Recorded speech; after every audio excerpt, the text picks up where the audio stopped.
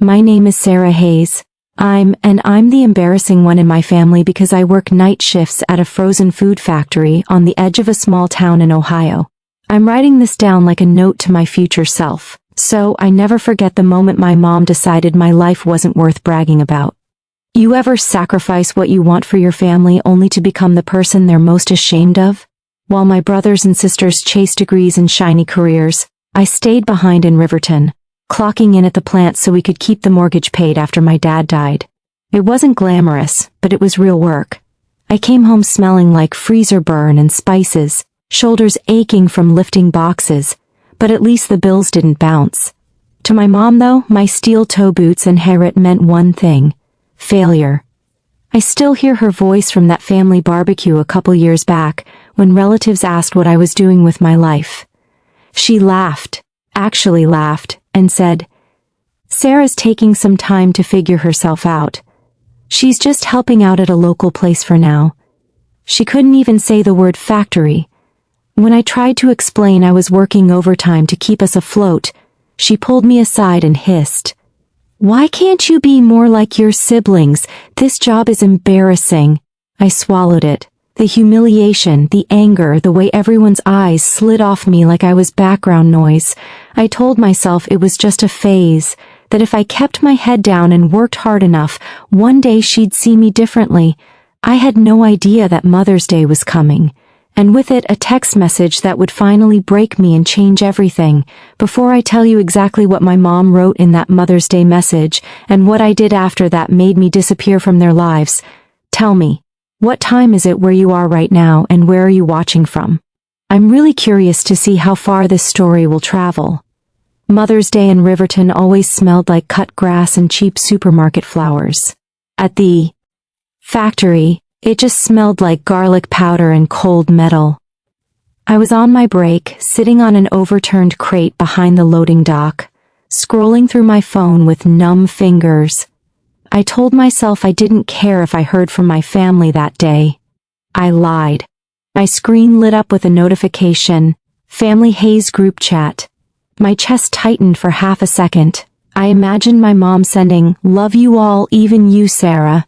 Instead, I opened the chat and saw a long, carefully worded message. Mother's Day dinner, successful kids, only Mark, Dr. Hayes, saving lives. Emma, our creative director, making the world beautiful. Lily, our future lawyer. I'm so proud of my accomplished children. Dinner at Can't Wait to Celebrate You. She tagged Mark, Emma, and Lily. My name wasn't anywhere. Not in the message, not even in a pity heart at the end. Just 3 names, 3 golden children. Then the reactions started popping up. Mark sent a flexed bicep emoji. Emma added sparkles and hearts. Lily sent a crying happy face and "Can't wait, Mom." I stared at the screen, refreshing, waiting for someone to notice. For my mom to follow up with, "Oh, and Sarah too." For any of my siblings to type, "What about Sarah?" The typing bubble never came. The only bubble I saw was my own reflection in the black part of the screen, hair tucked under a factory cap, hands stained with freezer burn, eyes burning, my heart thudded in my ears. This wasn't a simple oversight. It was a public announcement. Successful kids only. The words blurred as tears pulled, but I read it again and again, each time like a punch in the ribs. I felt my throat close, that hot, humiliating sting I'd felt at the barbecue when she dodged the word factory. Except this time, she didn't dodge anything. She erased me. A moment later, my phone buzzed again, a separate notification from Mom, a video call. I watched it ring, her smiling contact photo floating at the top of my screen like a mask. I knew exactly what this would be. Her trying to spin the message to tell me I was overreacting if I dared be hurt. I let it ring and finally time out. She texted right after. "Hope you understand. Tonight is just about celebrating achievements. You know you're always part of the family. Always part of the family, just not proud enough to be seen." Have you ever watched your own mother type a sentence that proves you're just a footnote in her life story? I didn't answer. Not her text, not the call.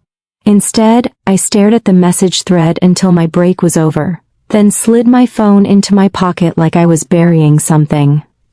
I went back to the production line, but my hands moved on autopilot. In my head, something shattered and something else, something colder clicked into place. They had made it clear where I stood. I decided it was time I made a decision of my own. The day after Mother's Day, my alarm went off at a.m. like always. But for the first time, I didn't wake up wondering how to make my mom proud.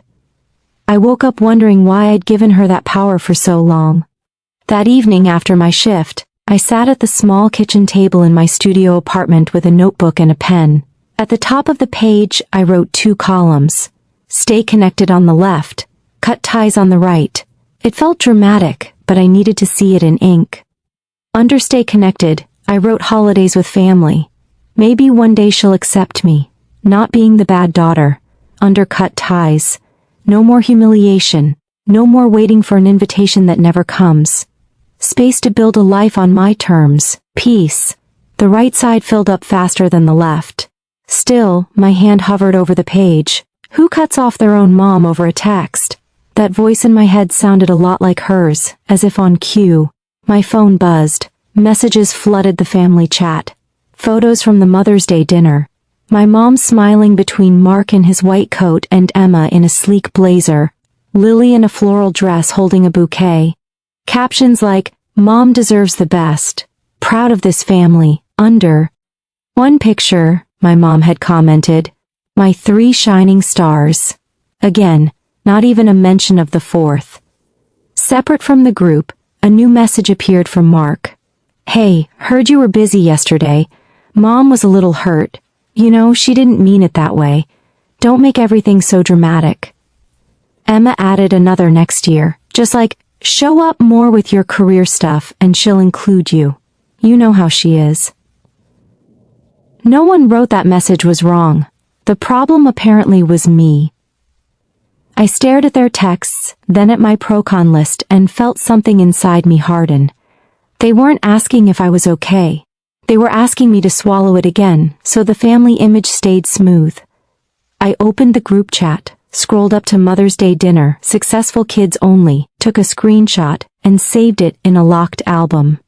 Not to obsess over it, but as a reminder, a receipt of the moment my place in the family was made official, optional.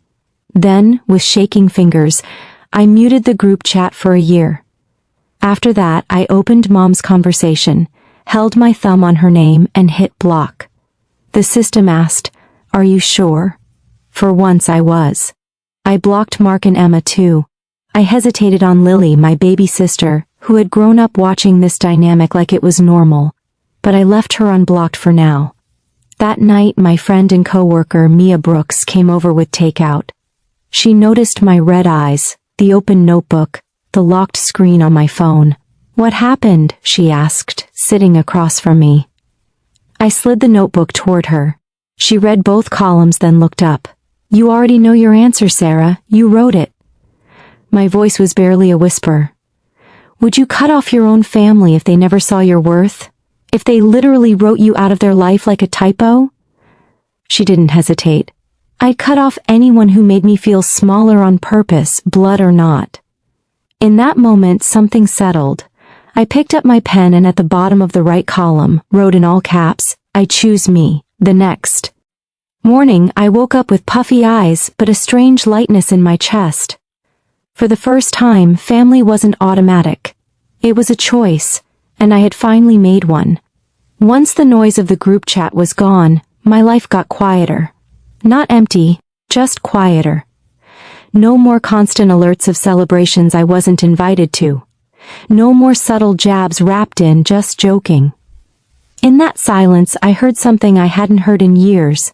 My own thoughts. I doubled down at the factory, not to prove anything to my mom this time, but to prove something to myself. When my manager, Rachel Turner, mentioned that the company would reimburse part of the tuition for technical courses, I didn't brush it off like I usually did. I signed up for night classes at Riverton Technical College, industrial safety, process improvement, basic engineering concepts. If I was just a factory worker, I'd be the kind who knew every inch of the line. Mia joined me for one of the classes, and we became those annoying people who sat in the front row, asking questions and sharing notes. We'd grab coffee from the vending machine, laughing about how we were too tired to be this ambitious. But inside, something new grew, a quiet pride that had nothing to do with a framed degree, and everything to do with choosing my path. One Tuesday evening, I was rushing into the building, a stack of worksheets in my arms, when I heard a familiar voice behind me. Sarah. It was small, hesitant. I froze. I turned around and saw Lily standing by the bulletin board, clutching a backpack. Her hair was pulled into a messy bun, and she was wearing a college hoodie. For a second, it felt like I'd been punched and hugged at the same time. Lily, I managed. She nodded, eyes wide. I didn't know you were taking classes here. I swallowed. I didn't know you were either. Silence, stretched. Then she blurted. Mom doesn't know I signed up for this program.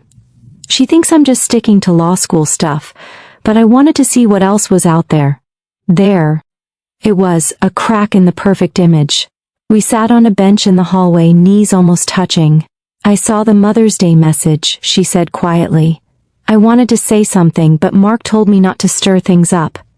I'm sorry, Sarah. Her apology hit harder than my mom's text. It wasn't your job to fix it, I said, even as part of me wished she'd tried. Lily twisted the strap of her bag. Mom's been weird since then. She acts like everything's fine, but she keeps bringing you up.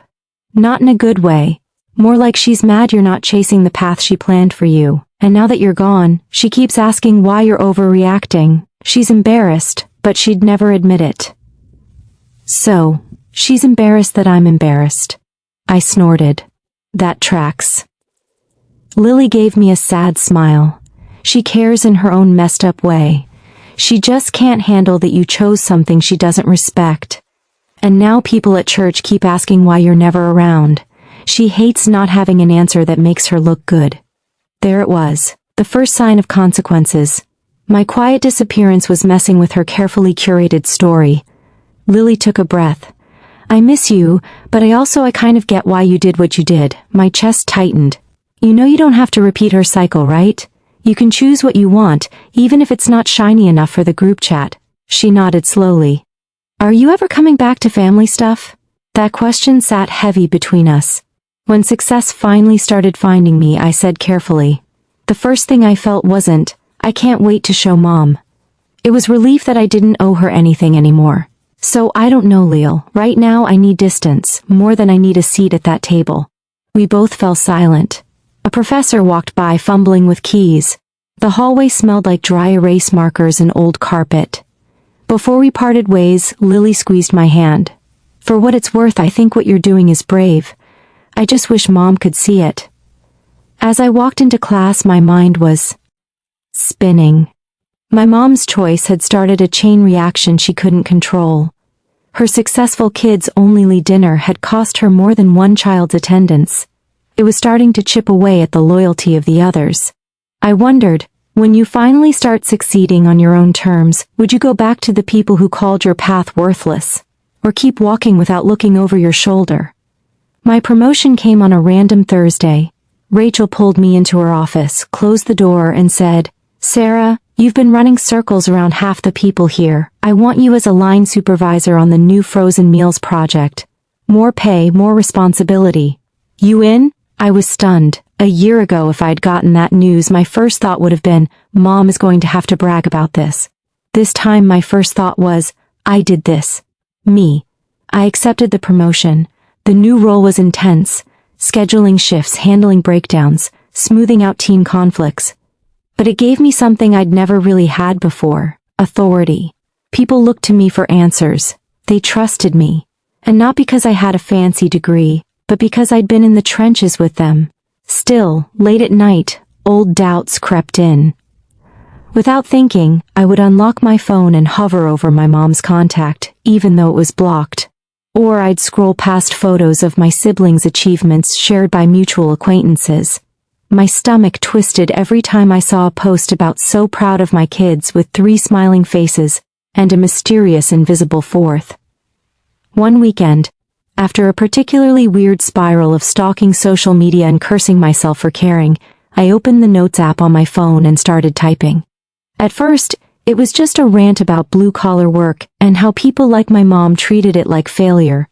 But the more I wrote, the more it turned into something bigger. By the time I finished, I had a long, raw piece about dignity, class, and how families weaponize success.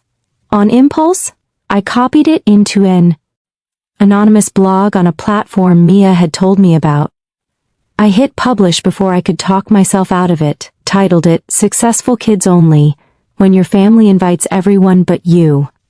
I didn't put my name. I didn't mention specific cities, but I did describe the group chat. The exact line, Mother's Day dinner, successful kids only. I described the feeling of watching your name go missing from your own mother's sentence. I asked right there in the middle of the post, does your self-worth depend on the people who refuse to see it, or can you learn to build it anyway? I expected maybe 3 people to read it. Instead, within a week, it had thousands of views. Comments poured in from strangers. I thought I was the only one. My mom did something similar when I became a mechanic. Cutting contacts saved my life. The validation from people who didn't know me hid in a way my mom's silence never could. Mia found the blog and messaged me. This is you, isn't it? I'm proud of you for telling the truth.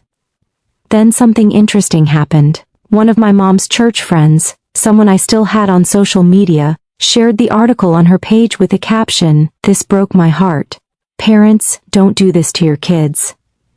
The next day, another mutual shared it. The story was traveling in the same circles my mom moved in, and she had no idea she was the villain. Or maybe she did, because a few days later, an unknown number called my phone. I let it go to voicemail. Later, I listened. It was my mom's voice, strained and tight. "Sarah, it's Mom. I heard this story going around online. People keep sending it to me saying it sounds familiar. I hope you're not involved in anything that makes our family look bad. We need to talk. Call me back. Not, are you okay? Not, did I hurt you? Just concerned about how she looked."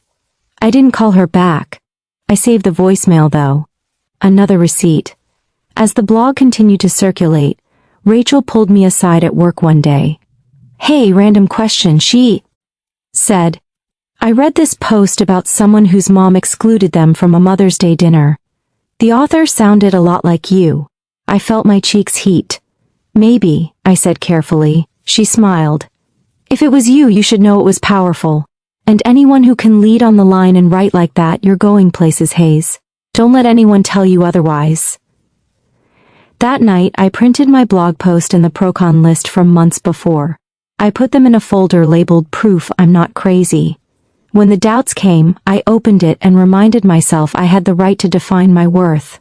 My mom could lose sleep over public perception if she wanted. I was done losing sleep over her approval. The community event invitation came through Mia. "They're doing a storytelling night downtown," she said, waving a flyer in my face during our lunch break. "Theme is when family crosses the line. You have to do it." "Absolutely not," I said through a mouthful of sandwich. "It's one thing to write anonymously. It's another to stand on a stage and tell everyone my mom's worst moment." Mia grinned. "Or your strongest. Think about all the people who commented on your blog. What if they were in that room?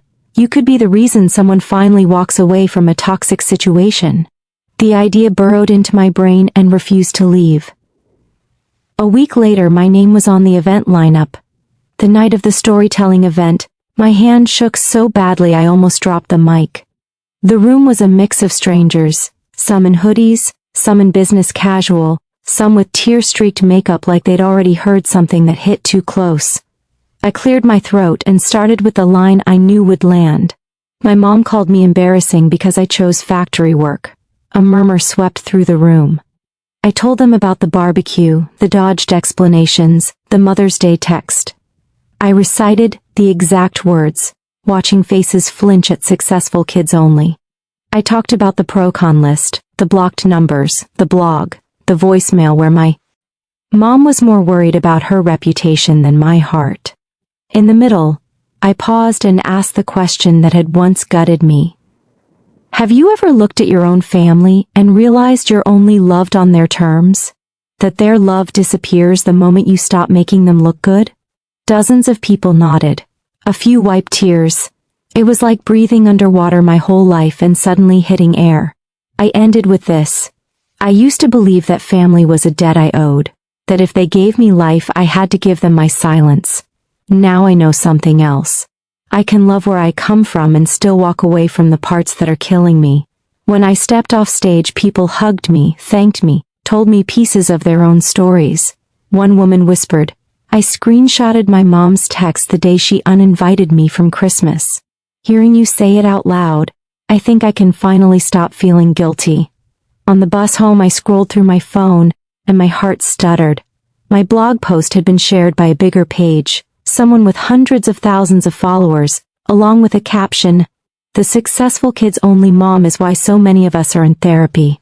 The comments were a war zone, but most were on the side of kids like me.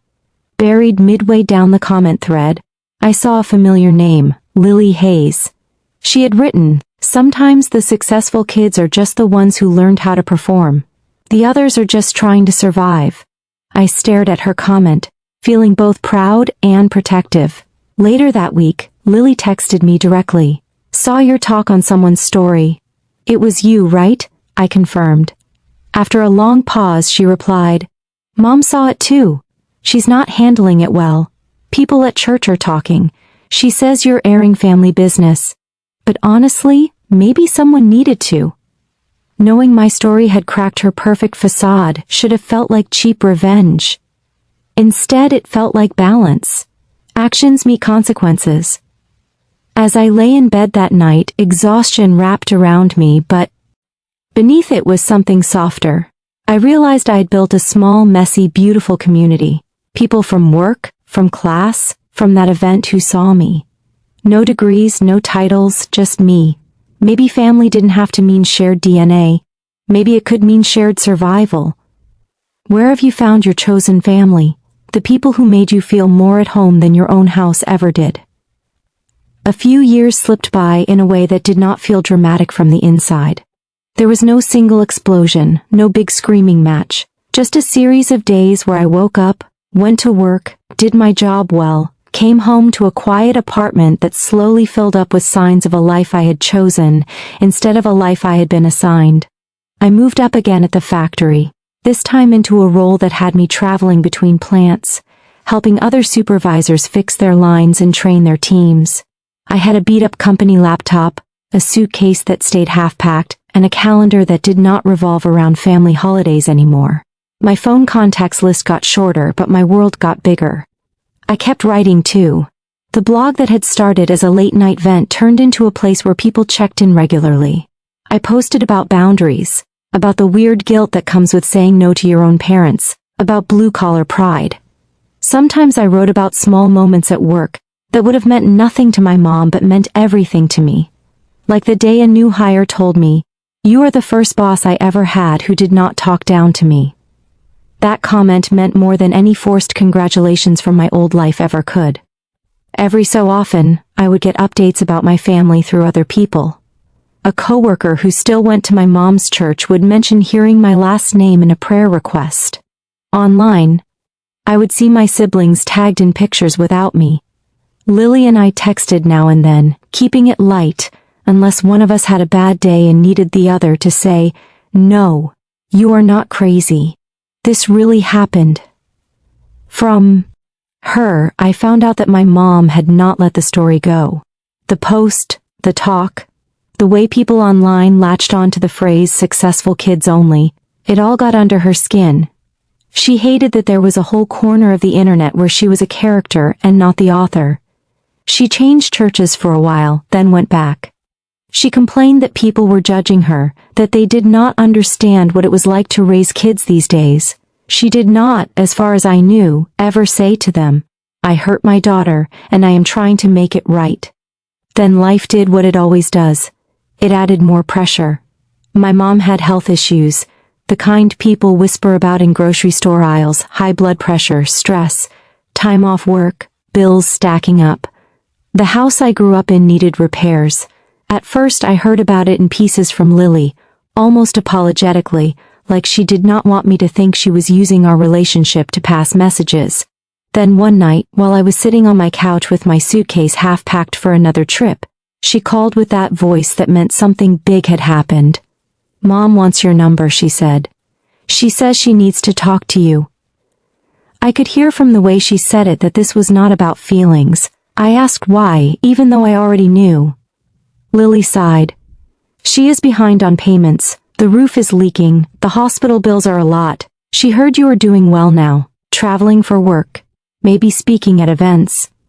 She keeps saying if Sarah really cared about family, she would step up." There it was, clear as day. Not "I miss you." Not "I am sorry for that text." Not "I have been thinking about what I did to you." Just if she cared, she would fix it. The old version of me, the one who stayed behind and picked up extra shifts because I felt responsible for everyone, flared up for a second. I pictured my mom sitting alone in the living room. The house dim, the walls a little more cracked than I remembered. I imagined her complaining to her friends that her daughter had abandoned her. Guilt is sneaky like that. It does not care how many times you have been hurt. It only cares that you were trained to answer when someone says family. I took a slow breath and asked Lily, "What do you think I should do?" She was quiet for a long time. Finally she said, "I think you have already done more than anyone knows. You kept the lights on when Dad died. You stayed when everyone else left. You paid for things you could not even afford. Mom never counted any of that when she wrote that Mother's Day text. I do not think you owe her a rescue now. She is going to call you cruel for that, but I do not think it is cruel. I think it is just consequences." Hearing my baby sister say the word consequences about our mother was like hearing a door click shut in my head that had been stuck half open for years. It did not slam, it just closed, gently but firmly. I told Lily she could give Mom a message but not my number. Tell her I hope she takes care of her health. I said, tell her I hope she gets the help she needs and that she deserves support as a person, but also tell her I am not her backup plan. She chose who counted when she was on top. I am not going to pretend that never happened now that she is struggling. Lily let out a breath like she had been holding it. She is going to say, "You took everything from her," she warned. I shook my head even though she could not see it. She still has 3 kids who show up for her. She has her friends, her church group. I did not take everything from her. I just stopped letting her take everything from me. A few weeks later, a small package showed up at my apartment. No return address, but the handwriting on the label was burned into my memory from years of signed permission slips and sticky notes on the fridge. Inside was a little jewelry box with my initials on it from when I was a kid and a letter. The letter was exactly what you would expect from someone who had never learned how to say "I am sorry" without twisting it. She never wrote those 3 words. Instead, she wrote, "I know I was not a perfect mother, but you misunderstood so much of what I tried to do." She wrote, "I only wanted the best for you." She wrote, "You have hurt me deeply by taking our private issues and making them public. People look at me differently now. I cannot even sit in church without wondering who is whispering about that story." And near the end she wrote, "After everything I did for you, the least you could do is help me in my time of need." That sentence sat on the page like a dare. There was a time when I would have grabbed a pen, called her, begged her to see my side, offered money I barely had. This time, I put the letter down and did something else. I grabbed the same notebook that had my Stay Connected and Cut Ties list, the one with my blog printed out and my little list of victories. On a clean page I wrote, "Here is what is real." Then I forced myself to list the facts, not the feelings. I did not post her name. I did not show her picture. I told my story in a way that protected her identity more than she had ever protected my dignity. I did not cause her health problems. I did not make people whisper. Her own choices did that. I spent years helping this family in ways nobody outside the house ever saw. That work counted, even if she pretended it did not. I read those lines out loud to myself until they felt more solid than the guilt. Then I took her letter, folded it back up, and put it in the box. I did not throw it away, but I did not let it dictate my next move either. I did not call her. I did not send money. The only thing I sent was one short text through Lily, who agreed to pass it along word for word. It said, "I hope you take care of your health and find the support you need. I am not able to step back into this role. I wish you peace." That was it. No long explanations, no reopening old wounds so she could poke them, just a boundary stated calmly like, "The weather." A few days later, Lily texted and said she cried, then called you ungrateful, then told her friends you had abandoned her. But she also stopped asking for your number. Something in her seemed to understand you meant it this time. I will not pretend it felt amazing. It did not feel like a victory lap. It felt heavy and sad and strangely calm all at once. There is a kind of grief that comes with choosing your own peace over a relationship you spent your whole life trying to fix. People like to put a bow on it to say, "And then I never thought about it again and everything was perfect." That is not how it works. I still have nights where I miss the idea of a mom more than I miss the person. I still have flashes of memory like that old video of year-old me, with the lopsided cake that make my chest ache. But those feelings do not cancel out the reality of what she did. They just make me human. A while after the letter, I wrote one last post for the blog, at least one last chapter about this specific story.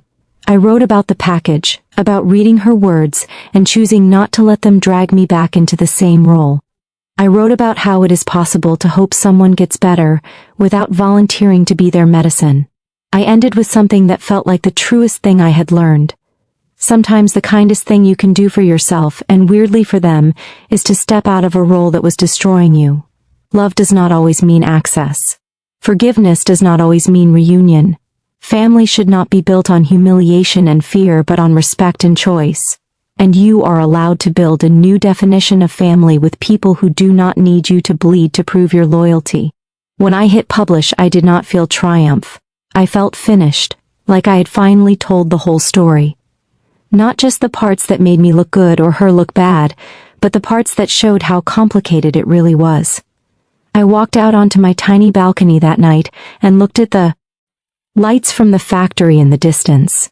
That same building where I once read a message that said, "Successful kids only," and realized I was not invited, had become the place where I finally proved to myself that my success did not need her stamp of approval. I still wear steel-toe boots. I still clock in. I still get grease under my nails some days. But I no longer hear her voice in my head every time I swipe my badge. Instead, I hear my own. And sometimes the voices of friends and coworkers and strangers who say thank you for telling the truth. So after everything you have heard, if you were standing where I am now with a parent asking you to step back into a role that once crushed you, would you give them what they are asking for and call it forgiveness? Or would you choose your own freedom and trust that you are not selfish for finally putting yourself first?